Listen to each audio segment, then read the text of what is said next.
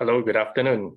Afternoon from Thailand. It's 12 o'clock here in the afternoon, and I guess it is good morning for those in Europe.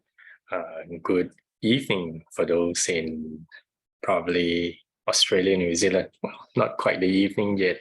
I'm Jackson. I'm one of the coach from Life Coach University involved in the Let's Coach 2023 session program I'm at.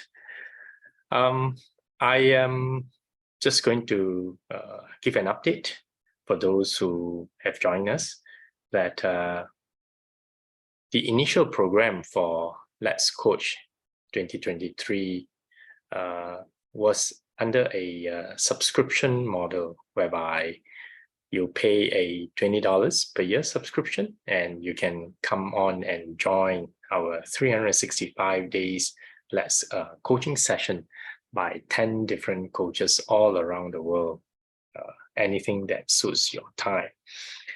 After running it for 3 months, we've decided to change track and make this available to the public and have it recorded.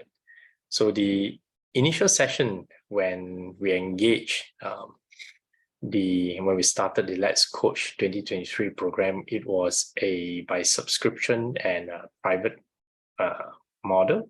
So all the sessions were not recorded, nor will it be available for public due to the possible sensitive nature of life coaching when we invite our attendees to come on live with us so that we can do a very quick 15 minutes or so live coaching.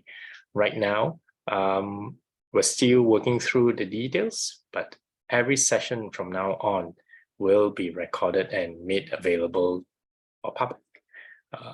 So that's the situation for now. I just would like to come on and make sure that those people who have been following my sessions every Wednesday on alternate weeks to just get an update of the situation and where we are going. All right. So just some insights, and I just want to share with you some of the things that come into my mind when these changes happen. As in life, or for everyone, things change and we go through changes on a daily basis. And when this started, it excites me because it pushes me out from my uncomfortable zone to really do a live session with a live audience, and the potential of having live audience coming up, and we will then do a live coaching session whereby anything is possible. Was it scary? Frankly speaking, yes.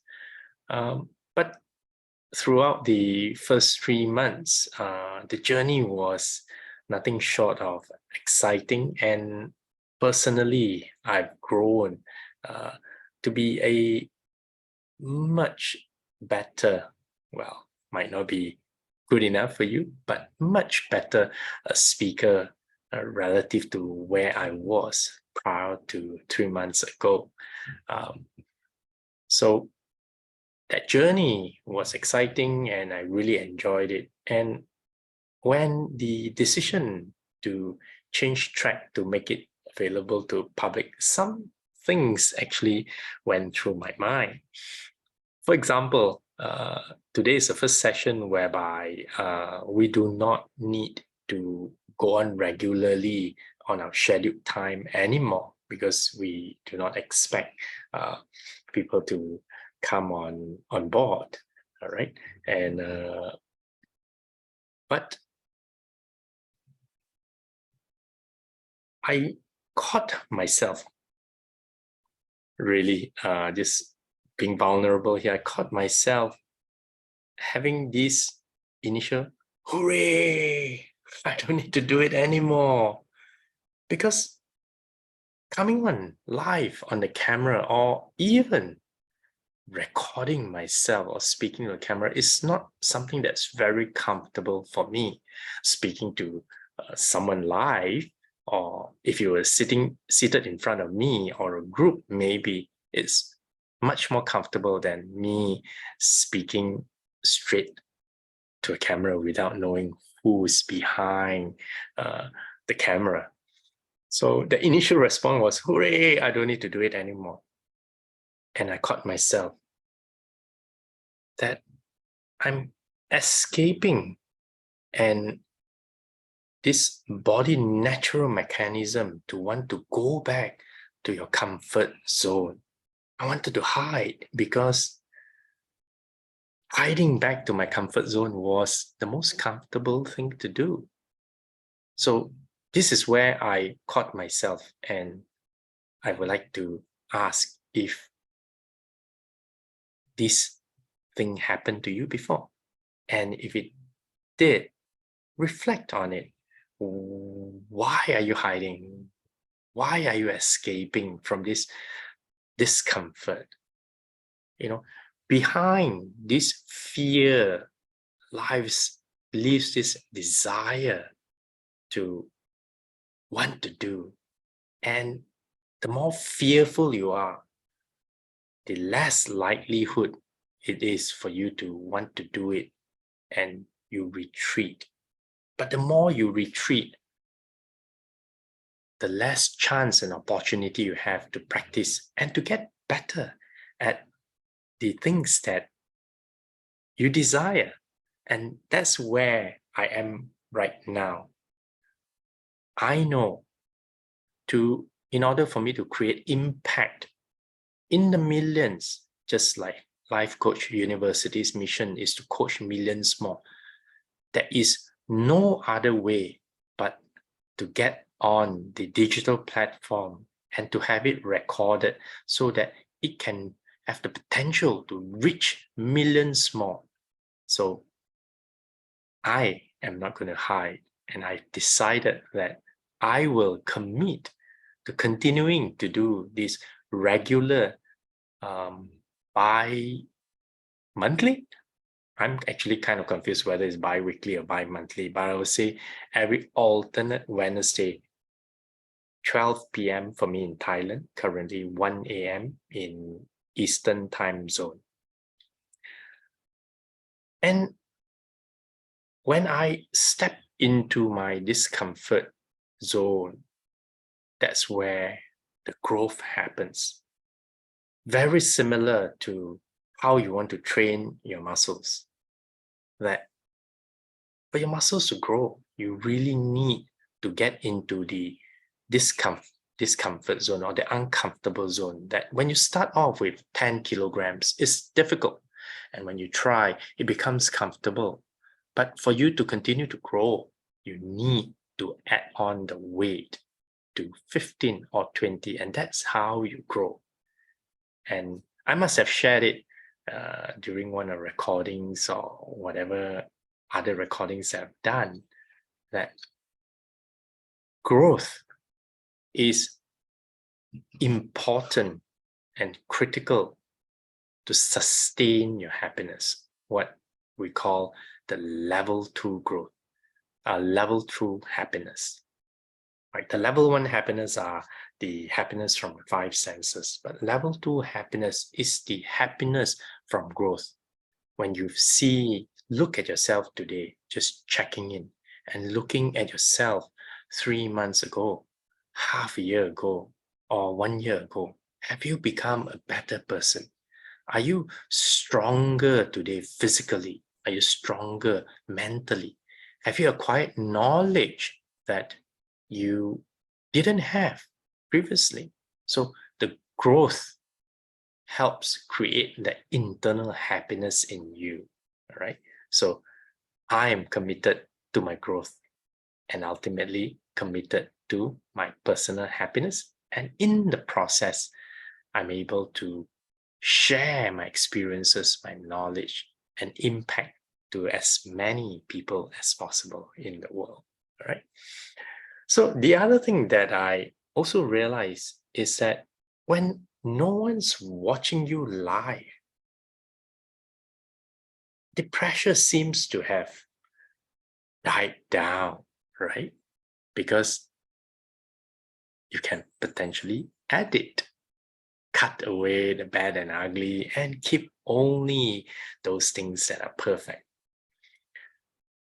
And when you hear this statement, are there instances in your life, or can you recollect? I'm sure there are instances in your life. Can you recollect the times whereby you've spent so much time trying to perfect something, an event, a project, an article, an action, your physical outlook, and so on and so forth? That anything that you consider bad and ugly, you try to take it away. And my topic, actually my theme for Let's Coach 2023 is the good, the bad, and the ugly. And I want to encourage each of us to look into our life and to embrace all of the good together with the bad and the ugly, because without the bad, you cannot and you'll be unable to experience the good. And without the good, you will have no reference to what it means to be bad. All right. And our mind are naturally attracted to the negatives. And in that state of negative, we usually continue to grind and go deeper into our hole. All right. So with the good, the bad happening to our life, that's how we appreciate both of them and really making use of the good to reflect, as well as using the bad to reflect. And through that, we grow and become better version to ourselves. All right. So much about these sharing of Let's Coach 2023, how it started, the changes in life, what went through my mind, being vulnerable, and here I am, all ready to really power ahead with the changes in ensuring that all our sessions are right now recorded and it will be made available to public, and I'm committed and ready for it.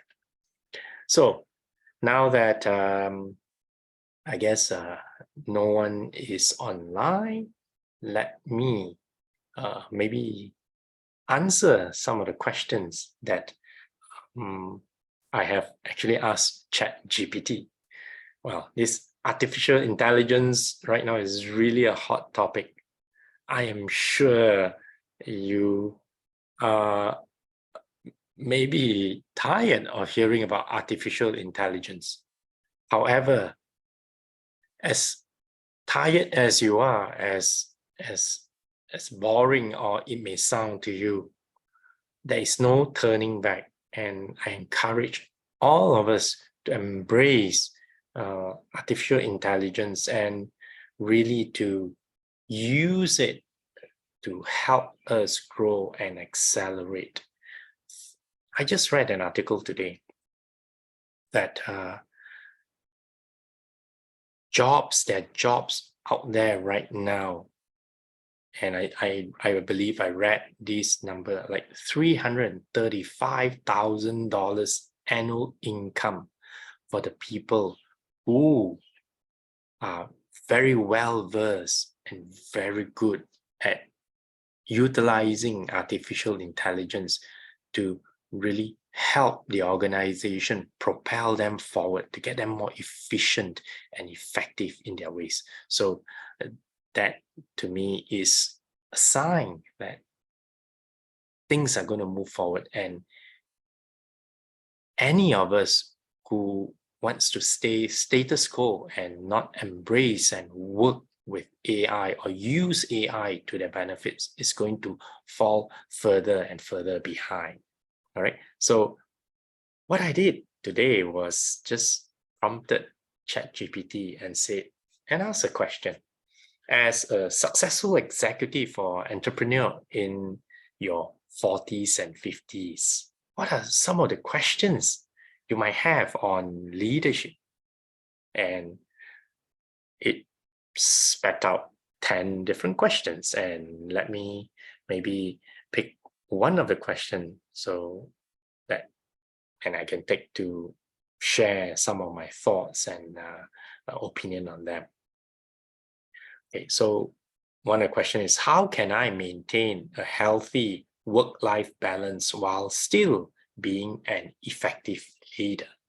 Okay, so firstly, my opinion or what comes to my mind when I hear this question is to be an effective leader. So I would encourage you to first look into what is the meaning of effective leader. All right. Is the meaning of effective leader to follow what your leader on top of you or your supervisor on top of you say or do or ask you to do and just executing them? Is that the meaning of effective leader? Or is being an effective leader having your own thoughts and your ability to challenge and to propose an alternative if you do not feel that your supervisor's given direction to you is the right one to take? So first, you have to go deep within yourself and understand what is your meaning of being an effective leader. All right. And the other part of this question is a healthy work-life balance. All right. So a healthy work-life balance can mean differently for different people. All right. So first, really going inwards to understand what does it mean to you for you to achieve a healthy work-life balance. All right. So the first step to do is really going deep inside yourself, within yourself, to understand what it means to have a healthy work-life balance and what it means to be an effective leader. And some suggestions on how you might be able to come up to some understanding or deeper understanding yourself is to maybe look at what are some of the values that that are important to you as a human, as a person. Because once you understand the core values of you as a person, you would then be able to work out what it means to be an effective leader. Because when in doubt, you refer back to your core values. All right. So maybe, for example, and I share with you a personal experience that when I was leading a team, I was asked to do something that violated my values and integrity, that could have violated my values and integrity. But the objective was to create a win for the company. So an effective leader could mean you doing whatever it takes for the benefit of the company, to lead your members of your team to execute what the company wants or the objectives of the company. But when the action that you need to do violates your personal values, what will you do? So understanding your core values is important here. And for me, I value integrity and honesty, and I will not violate or give away my integrity for anything, because integrity takes many years, many different occasions, different trial and error to build, but it can be lost in an instant, and I'm not ready to do that. Hence, I told the company or my top management that I am not going to do that. And even when it means I might lose my job, I'm not willing to sacrifice my personal integrity to do something that will help the company move its objectives forward. All right. So this example, I hope, will share or give you an insight as to why values is important in deciding how you want to be an effective leader. All right. So as for work-life balance, all right, let me share with you also an example of what it means, and how is it related to values, right? I had an incident whereby I had to be at a certain place for work at a certain time. And there was a basketball match that is going to feature my 15-year-old daughter and my 17-year-old son in opposing teams. This is an event that might not repeat itself ever again.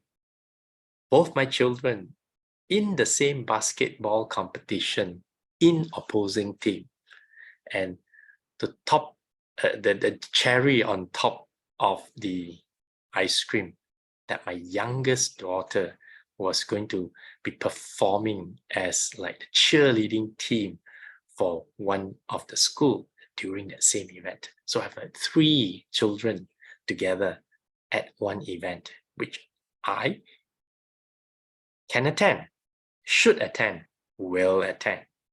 But then I'm confronted with an important event that I need to be at the same time. Right?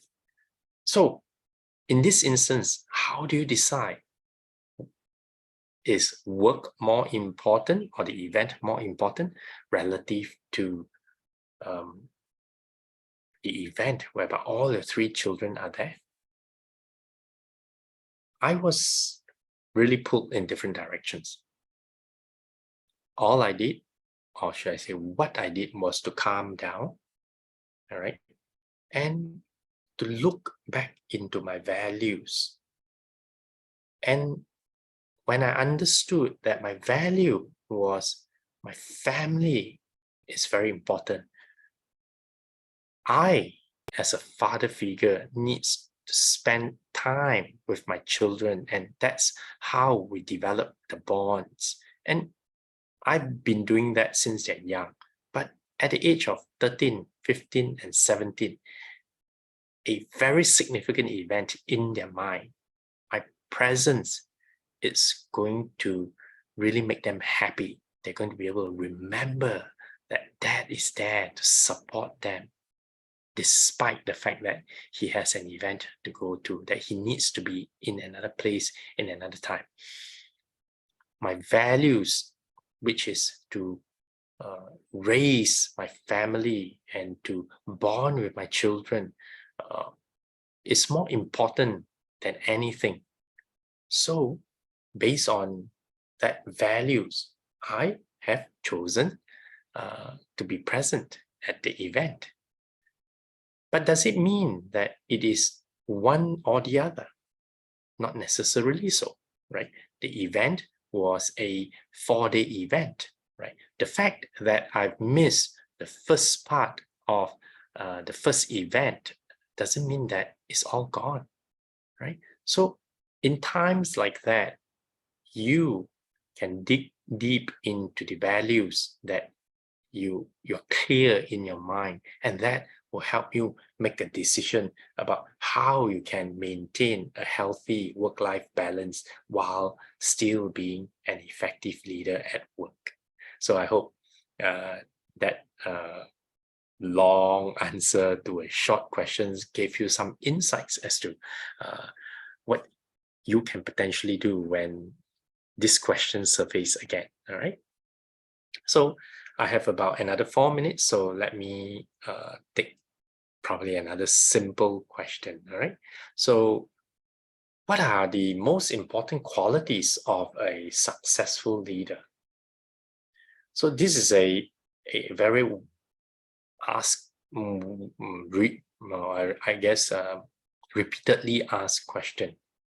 When I ask you, in your life, have you seen or instinctively know who is a successful leader? Have you, in your life, followed a leader very naturally, knowing that he or she is a good leader or a successful leader? The answer is most likely a yes. And have you thought about the reasons why you follow that leader? So if you grind down into the reasons why you follow that person as a leader, you will have answered the question of why. What are the most important qualities of a successful leader? Maybe the leader is very charismatic, right? Maybe the leader is very compassionate. Maybe the leader has strong values and character. Maybe the leader is showing lots of empathy. Maybe the leader has shown love, is honest, is hardworking, it's all these good traits.